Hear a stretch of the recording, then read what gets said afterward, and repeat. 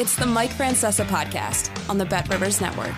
Hello again, everybody, and welcome to the Mike Francesa podcast, of course, brought to you by the good folks at Bet Rivers. And remember, for all of your wagering needs, just download the Bet Rivers app, especially this very busy time of year as we get ready for the NFL playoffs and everything else that's on the way. Still have the title game in college football, plenty of college basketball, and the other winter sports ready to rock and roll. So download the Bet Rivers app for all of your wagering needs. Also, you get a chance to win $10,000 with the same game parlays. Put in as much as just $10, and you might win up to $10,000 in bonus money. So just download the Bet Rivers app. Now, as we get ready for the final week of this regular season, and to me, the NFL changes in the postseason. The first 2 weekends of the postseason are great, but the NFL to me has always been Sunday at 1, and this is the last week we have that, and this is even an abridged week because so many games don't matter and a lot of people will be sitting out. Like the Steelers will be front and center needing a win and needing help, but they'll get a Raven team that's going to sit all their big guys. There's no question about that as they play Saturday afternoon, and the Texans and the Colts will play, hoping that they can get a loss from Jacksonville on Sunday. The winner then would get into the postseason. Again, some teams control their own destiny to get into the playoffs, like the Bills, who will be the 2 seed with a win, like the Packers, who will play their way in. Other teams need help, but Jacksonville plays its way in with a win. So the bottom line is you have a couple that control their own destiny and a whole bunch that will need help. Before we get to that, a couple of things. Number one, since the moment he arrived, even before he arrived, Aaron Rodgers has been front page news. But the amazing thing about Rodgers is he is the gift that keeps giving if you are a member of the media or need things to opine on, because no matter what, even on slow days, he comes up with something crazy, this time dabbling in a story that is as sordid as any story can be and getting into a really heated feud with Jimmy Kimmel, who went crazy on him last night and threatened to sue him. And then to have McAfee have to apologize and, the whole thing today. So Rodgers likes to dabble in social stories. He likes to dabble in a lot of conspiracy theories. So he's got a very, very active imagination, and he likes to get involved in a lot of things just to keep himself front and center. And boy, he is the gift that just keeps giving. Now, the other gift that's going to be one that will help somebody immeasurably is the Jets releasing Dalvin Cook. Now, Dalvin Cook going to the Jets tells you all you need to know about the Jets front office ineptitude. They didn't need Dalvin Cook, and they never used Dalvin Cook. He was a waste of resources, and they sure needed to put their resources in the right place. But now he being released, Dalvin Cook, who is a terrific player, one of my favorite players since the days of Florida State. I predicted stardom for him. He has been a star. He was great his first couple of years in the league. He was a fixture in the Pro Bowl. But here's the thing. He says, hey, I'm fully rested. I'm raring to go. So he will be, I think, the object of plenty of teams' affection come this week. And if I'm Cook or his representatives, I'm starting with Baltimore, going through Dallas, and then on down the list. Cook goes to Baltimore, where they need a running back. He could add immeasurably to their offense and could wind up being a guy who could play a pivotal role in the Super Bowl this year. That is not out of the question for him this year. He could wind up being a guy who gets 10 carries a game and catches 3 or 4 balls a game and might even decide a ball game in the playoffs. Or he could even become bigger than that. He's that talented. And he's well rested. He hasn't taken a whole lot of hits this year because he hasn't played. It never made any sense for him to come there and play behind Hall. We know what kind of player Hall is. And Hall's in the emerging years of his career. But Cook now, I think I can't remember a player in recent years that could jump into the playoffs and be as big a factor right off the bat as Cook can be this year. Cowboys could use him. Bills could use him. Browns could use him. Bucks could. I could go down a list. But if I'm him, I start with Baltimore and Dallas. Those are the two spots I want to go to, especially going to Baltimore, which has a great shot to get to a Super Bowl this year. So there is a Jet who could make his way to a Super Bowl this year. The one who just left, the one who wasn't used, the one who had a miserable season, who might wind up with a fairy tale ending and a ring. Who knows? We'll see how that unfolds. So Rodgers has got his issues this week. Cook gets a change of scenery that will be just enormous for him in the coming weeks. We get ready for the playoff picture. We put the rest of it in focus as we get to the last week of this NFL season. 2 games on Saturday and then the Sunday schedule. The last game will be the Bills and the Dolphins. I'll get to that in a minute because there is a scenario where the Bills don't make the playoffs. And remember, the title game will be upon us on Monday night. It's a good one. Washington right now, a 4.5-point underdog, maybe 5, depending where you are, against Michigan.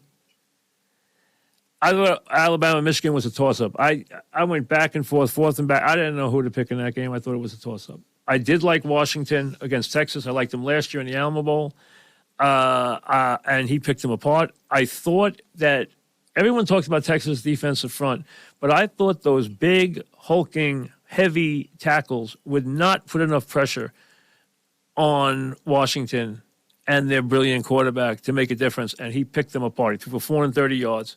They're very well coached. They almost lost the game on a nightmarish scenario, as we know. But they didn't. And now they get to play 2 13-0 teams, very deserving, playing for the national title. I'll do a full preview on it. I'll do a podcast on it later in the week. I do have to tell you, though, that at first glance, I think this is not a great matchup for Washington. I think it's the wrong team for a couple of reasons, and I'll get into that later. As far as the playoff picture, as we said, the scenario with the Bills is the bizarre one. A win and they're the number 2 seed, a loss, and if Pittsburgh wins on Saturday, which is expected now that the Ravens aren't going to play anybody, and Pittsburgh's hoping for a win and then to get in with some help, and Jacksonville, if Pittsburgh and Jacksonville win and Buffalo loses, Miami's the 2 seed and Buffalo's out. So Buffalo will know when they take the field Sunday night whether they are playing to get to the 2 seed, which is a lot. To go from the 6 or the 7. Miami's the 6, but Buffalo could be even the 7. But going from the 6 or the 7 to the 2 is not the same as going out of the playoffs to the 2. But it is still a big move because instead of hosting the number 7 seed next week in your building, you would be at the number 2 seed or at the number 3 seed. So there's a good chance Buffalo would either be back against Miami or back seeing Kansas City again in the 3-6 game. Kansas City's locked into the 3. Now Miami is locked into the 6. Cleveland's locked into the 5. Miami will be the 6 or the 2. One or the other, with a win of the 2, with a loss of the 6. So, but Buffalo will know if Pittsburgh wins and Jacksonville wins. Now, I think Pittsburgh's going to win. I don't know if Lawrence is playing yet. Do I think Tennessee could beat Jacksonville on Sunday? It's not impossible. Do I expect it to happen? No. Could it happen? Absolutely. Do I think Tennessee will play hard? I do. They have some players. They have some gamers. They have a good coach. I think they could give them a good fight. We don't know yet the quarterback situation. Lawrence with the AC joint, we don't know how he's going to be able to play or not. But we'll see what happens. I still expect Jacksonville to win and win their division. And Green Bay won't have an easy time with Chicago, which has played much, much better. I mean, look, the coach has gotten his job. Fields has been energized by what has happened. Chicago has won 4 of its last 5 games. Its only loss was a 3-point loss at Cleveland. They beat Minnesota. They beat Detroit. They beat Arizona. They beat Atlanta. They have won 4 of their last 5 games. They are playing well. Their defense has solidified. The bottom line is that's not going to be an easy game for the Packers. And that should be a fascinating game. That's a 4:25 game. And the Packers need a win to get into the postseason. Okay? There's not a lot of other great games. There's teams that are alive. I mean, the Texans and the Colts are, the Steelers are alive. They need help. They play the Ravens. The Texans are alive with the Colts. The winner has got a chance, but they need Jacksonville to lose. Browns are locked in. They play the Bengals. Lions are locked in. They play the Vikings. Jaguars, with a win, they're in. They can still get in otherwise, but let's not get with all the complications. Jets and the Pats play. Is this a big game? Hey, Belichick loves beating the Jets. He owns them. Jets would love to finish the season with a win over the Patriots, so you know they're going to give it everything they got. Falcons and the Saints. This game is for the division title if the Bucs lose. If the Bucs win, they're in. So the Bucs play at the Panthers. With a win, they're in. With a loss, it comes down to who wins the Falcons-Saint game. Packers are in with a win. Bears are playing well. Eagles are fascinating in that, let's be honest, they're not going to get to the 2. Dallas is. Dallas is going to beat Washington. Washington couldn't beat anybody right now. They're a dreadful team, especially if Brissett's still got a hamstring problem. If he plays, it just means that they're going to score more points. They're still going to lose. The secondary can't stop anybody. The Eagles, though, need to win. They need to go in with momentum when they play next week. When they go play at the, Bucs next week, the bottom line is they have got to have some momentum, some faith in their defense, some feeling that they have something going for them. They have crawled home. So forget resting players, forget anything else. I think it's imperative, even though they're in the playoffs, I think it's imperative that the Eagles go out and play this game hard and go out and play it. And the Giants will too. We know that. And the Giants can win with Tyrod Taylor at quarterback. They should have won last week. And their ability to get the ball deep is going to be a big problem for the Eagles because the Eagles have been letting everybody get deep week after week after week, and Slayton's going to try and get deep on them big time in this game. And Tyrod Taylor can throw the deep ball, as we all know. Seahawks need help after that loss to the Steelers last week. Chiefs are not even going to play anybody against the Chargers. They're locked into the 3. Rams are in the playoffs, so are the Niners, so you're going to get a cameo there. Cowboys need a win. They'll win. They'll never give up the division now. And then the Bills and the Dolphins will play the primetime game. The Bills will know their fate. They will either have locked up a wild card spot or they'll know they're playing for a playoff berth. And it's 2 to the winner and the bottom of the wild cards for the losers. But it also could be out of the playoffs for the Bills, and that gives the Bills obviously added momentum and added really very much an added degree to play on, because playing for seeding is one thing, and I have found through the years that it is not a great incentive, teams playing for seeding. Especially if you're just moving up a slot or 2, it usually doesn't help. But when you're playing from the 6 to the 2, that's a big move. That could be a whole different level of playoffs with that home game against a team you can beat or a road game against a very tough team could be a big difference. But the Bills could be playing for their very lives, and there's no incentive like that. Right now, the Bills are the healthier team in a big way, and are clearly playing the better football. But that's the Sunday night game to wrap up the regular season. The playoffs begin the week after. You know how the playoffs go now. 7 teams, the ones get byes. So the byes go to San Francisco and Baltimore. Everybody else plays, and away we go. So you have some intrigue for Week 18. Not an incredible amount, and not a straight losers out, the winners in game. But some interesting games to keep you busy. Very much interested in Buffalo, Miami. Very much interested in Chicago, Detroit. I think that's going to be a fun game, really fun game to really zero in on. Bitter rivals, long-time rivals, as long-time rivals as there is in the NFL. Great scenario. Young teams. Bears love to finish the season strong and spoil it for the Packers. So a lot going on there. Really is. It should be a very interesting game at 4:25. And you'll also have the Giants playing the Eagles at the time. You have the Cowboys playing Washington at the time.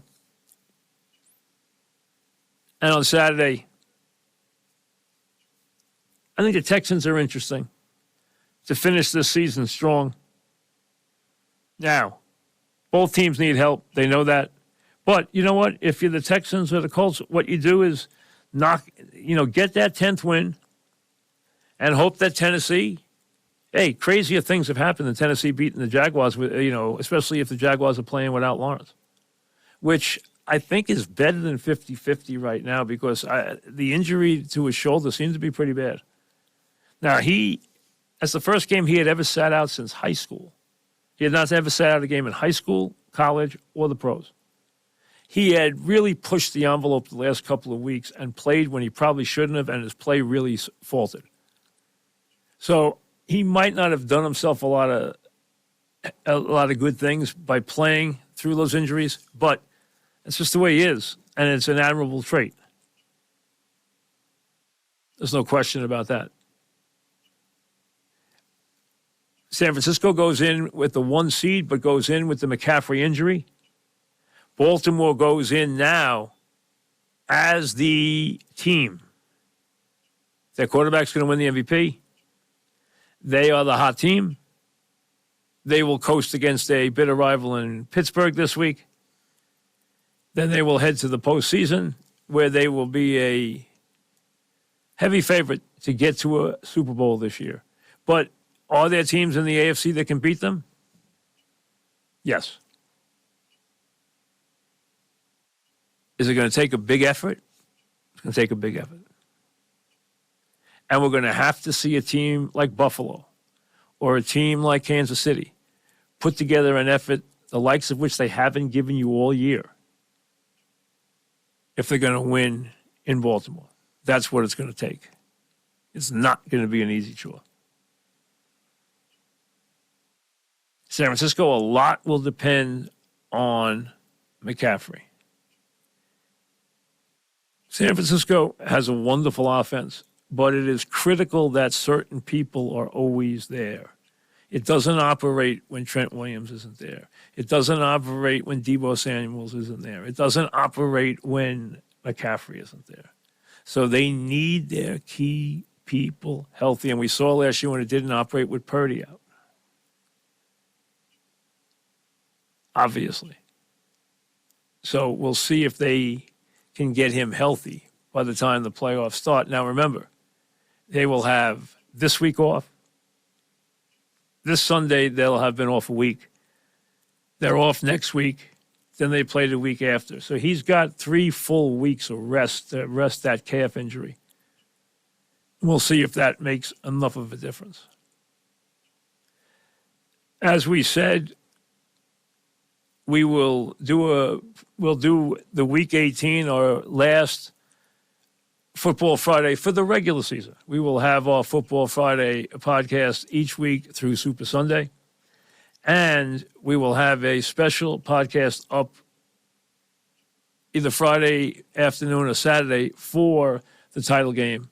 And we will do a post after the title game Monday night. Should be an interesting game. Like I said, Michigan and Harbaugh have waited a long time for this. They have gone through a lot of frustrating years when they first couldn't beat Ohio State, and then when they couldn't go and get it done in these playoff games. And now they finally beat the standard bearer. That their win came against Alabama or Georgia, either one would have validated them, but it was a big one. It wasn't an easy one. They came from behind, obviously got that late score, and then won it in overtime. But that was a big win against a Alabama team, which you know is always there and ready to go in those games. Funny thing is, let's be honest. As I said before these playoffs started and before the bowl started, if you lined up 20 guys who follow college football really closely, all of them would have told you that Georgia was among the 4 best teams in the country, and more teams would have voted for Georgia number 1 than anybody else. Georgia was the best team in the country this year. And I felt for a long time Oregon was number 2. But Washington and Michigan have gotten through undefeated, and they deserve the credit. And Washington beat Oregon twice. And Michigan beat Ohio State, and now they've beaten Alabama. So they both have proved what they had to prove. And they deserve to be in this game. And it should be a terrific matchup with a wonderful coach who you don't know a lot about, a name for himself that I think he will be very much a household name very soon. And a quarterback who has been nothing short for 2 years of a brilliant quarterback. And you could make the case that he has been the best college football player in the country the last 2 years combined. I didn't say he's the best pro prospect. He's not going to be taken number 1 in the draft. We all know who is. But this guy has been the best player in the country the last 2 years. The most consistent player, the most valuable player, the most dynamic player, day in and day out. And he did it again, throwing for 430 yards in the win over Texas. And they need him to come through with another huge effort if they're going to pull the upset against Michigan. Have a good evening. Thanks for listening to the Mike Francesa podcast on the Bet Rivers Network.